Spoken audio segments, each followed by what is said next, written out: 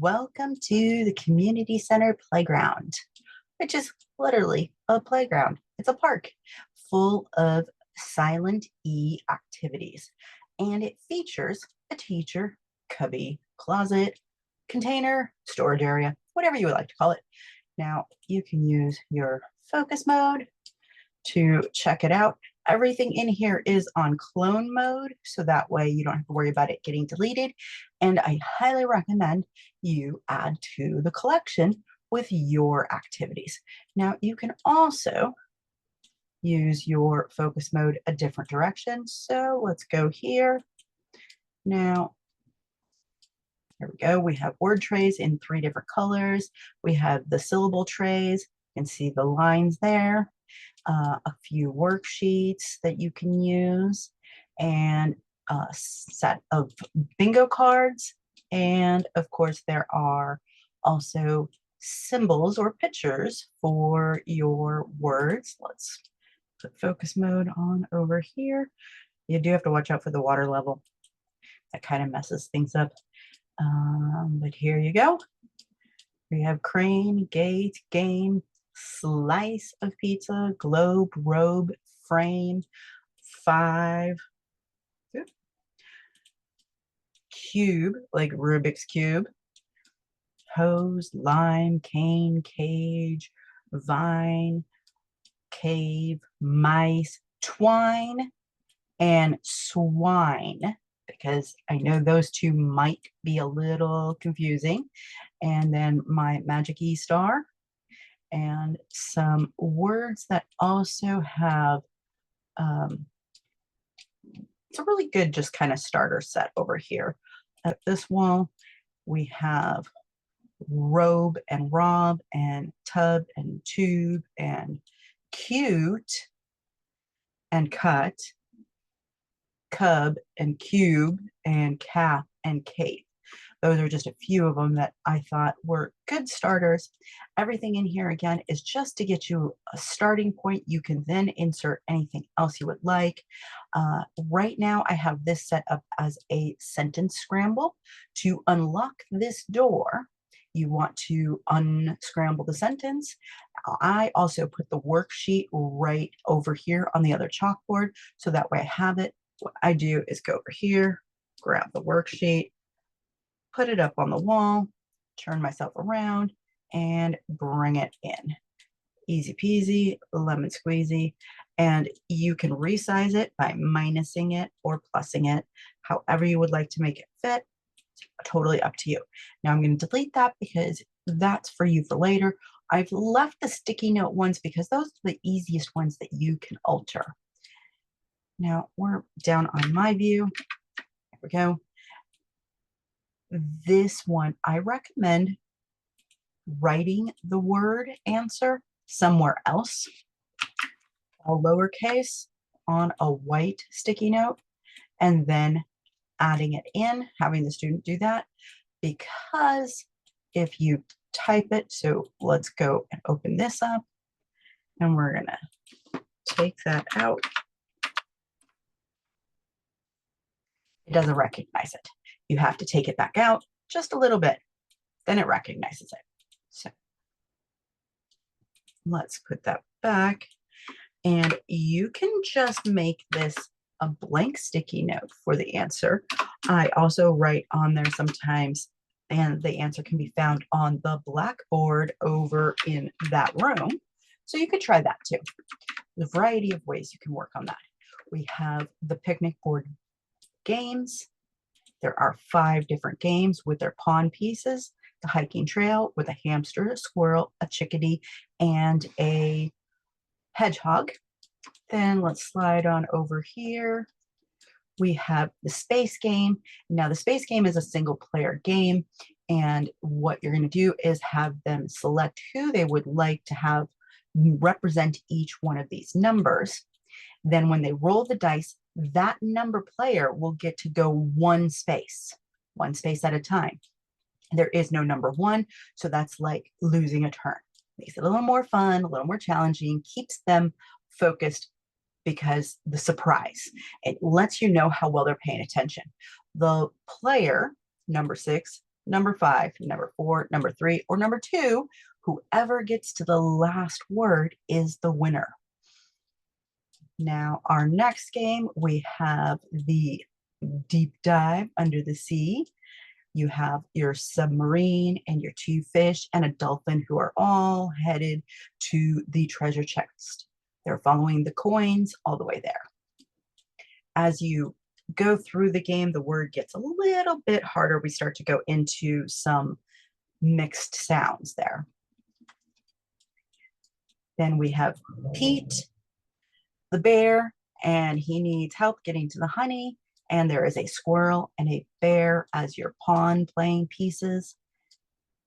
These are all on clone because my little one likes to throw things around and then I find them later. So I make sure that there's no excuse. And our final game is Sweetsville. And put everybody on start, roll the dice, and move however many spaces. Again, the dice gets you to. Now there is a shortcut here. My kiddos love shortcuts. They live for them. So try to make sure that I include them. On Pete the Bear, we have ladder shortcuts. You can make your own rules. So the ladders mean they could only climb up or they could only climb down. Maybe they can climb both ways so that it takes it back. We have some arrows that take you ahead, take you back. Excuse me. There's a variety of different ways. So set your rules beforehand about the ladders on that to spice up your game. Now, I often will change my spawn point. So I start off my lesson plan inside the community center, and all I do is take and grab my spawn point, move it here, and then close that. And now we're going to spawn there. Once we've completed this lesson in our session, I do change the spawn point. Often I will just set it to the middle of playground in case my student has wandered away into the water, they will respawn here.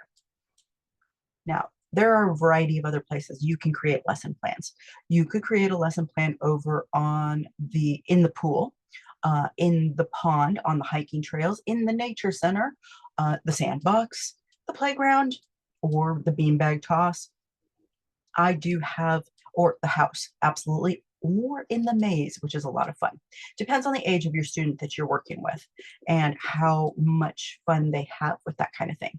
So let's take a quick tour here. We have the house, and there's plenty of wall space to build lesson plans on. I'm thinking of putting a word search in here, just a simple word search, make it fun. Again, the maze is in the back.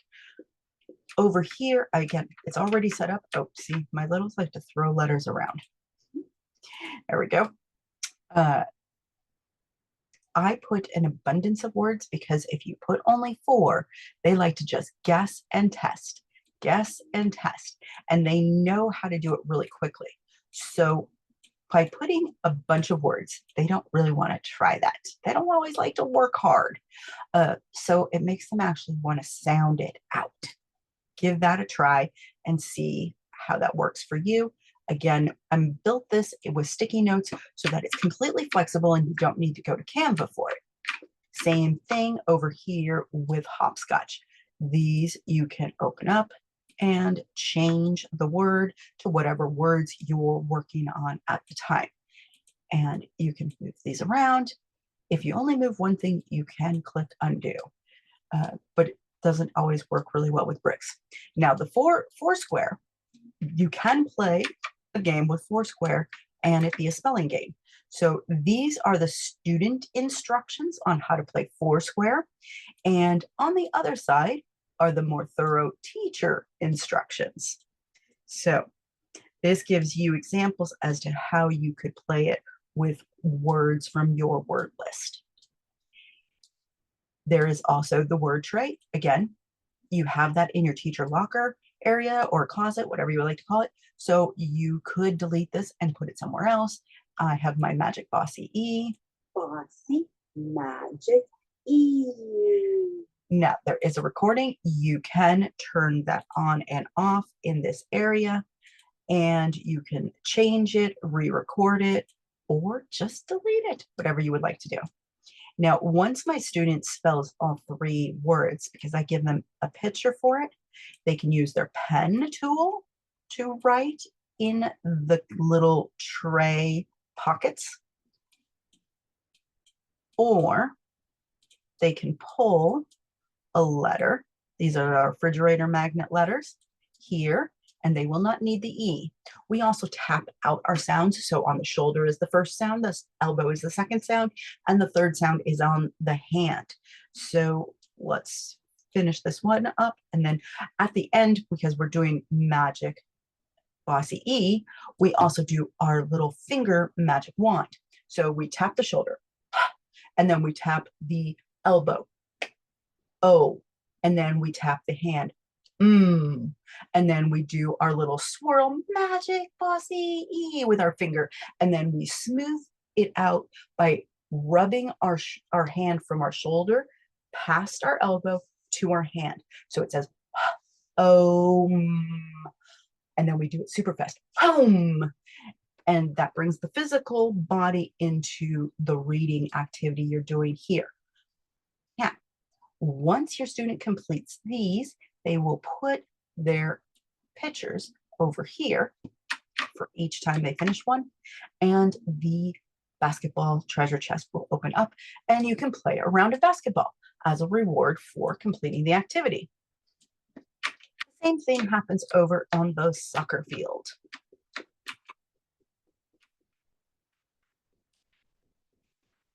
And right now I have this set up with rhyming words, but you can do it any way you want. I will have other videos that show different ones, but once you get all 4, then the treasure chest will open and you can play a round of soccer. And over here, we have beanbag toss again, but this time with the hole, and you can keep score. There's 1 of each color. Now, if you lose, because they get stuck, they get lost. If you lose your beanbag, let's pick one up. Let's put it over here. You can go to Configure Playground and then go to Respawn Item and find Respawn Blue Beanbag. And there are 2 of each because there's one over by the hopscotch and one over here. I'm going to respawn it. Now it has gone to the spawn point. So I can zoom out and I see how it landed over there. And I'm going to click on that and it will, because I'm close enough, it will zap to me. There it is. I have it now in my hand and I'm going to put it back in the treasure chest.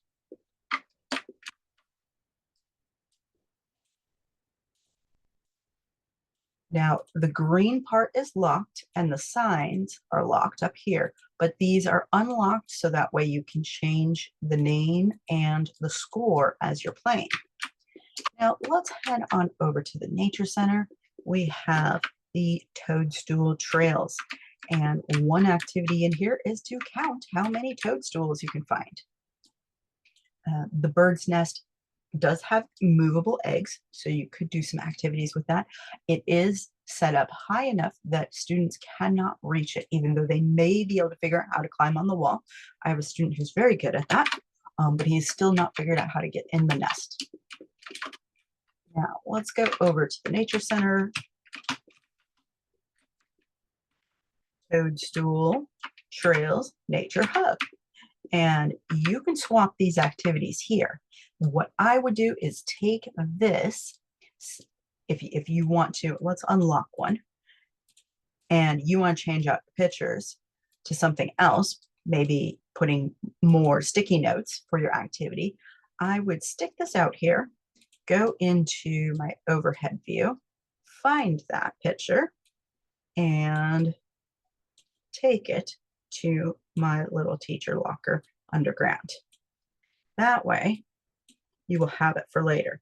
This does take a little bit of effort, and you will have to move your avatar periodically to get closer and closer to it. But you will put it in here and save it for later. Now, we're going to undo that. There we go. And undo. There it is. Undo only works a few times though. Sometimes it works really well and sometimes it doesn't. When dealing with bricks, it's kind of challenging. Now there are animals hiding out here, so that you could do a little scavenger hunt. I intend to also put some sticky note words with my animal hunt. That's something you can do later. In the pond is another great place to build an activity, and there's a treasure chest there that you can add something to. There is nothing in it right now, but there's this great wide space. There is a secret exit over here, and just a little bit of the stream or river, however you want to call it, that goes underneath the pond. Maybe it's a finger of my pond. And to get out of the pond, you want to go over by the dock and take these stairs.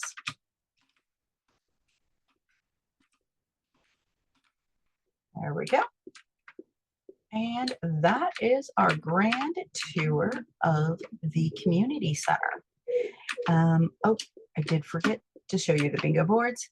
Now I'm going to leave this one set up and then you can swap out your bingo boards later. These are on clone right now. If you have a little one who loves the clone button, you might want to turn that off. Now the first card with the directions is designed to cover the words because we can't flip our cards over yet. So this is my way of solving that problem, but we can move that aside. Now I carefully slide these words to take them out of order. Didn't mean to use that word there. Oops, it popped to the front. So really gently press on the edge and you'll be able to relayer them into the stack. There we go. Let's get this. There we go. I wanted to move that kite. Oh, we got Bone. Let's put Bone up here.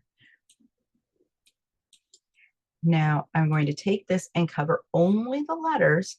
I'm going to leave the top open so that way you can grab the words and you can grab even on the edges.